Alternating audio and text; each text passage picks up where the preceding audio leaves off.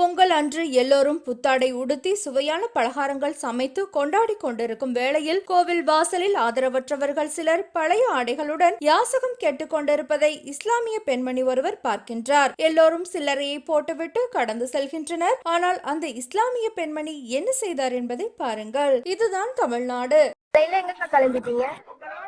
பொங்கலுக்கு கொஞ்சம் ட்ரெஸ் எடுத்து வச்சிருந்தேன். சோ அந்த கோவில்ல பாட்டி தாத்தா எல்லாம் இருக்காங்க. அதனால அவங்களுக்கு போய் கொடுத்துட்டு அப்படியே காலையிலயும் டிஃபனை கொடுத்துட்டு பொங்கல் கொண்டாடலான்னு கிளம்பிட்டேன்டா.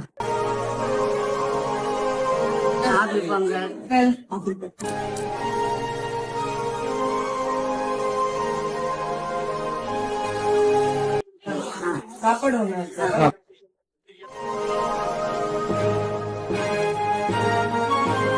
ஹாப்பி பொங்கல் மக்களே.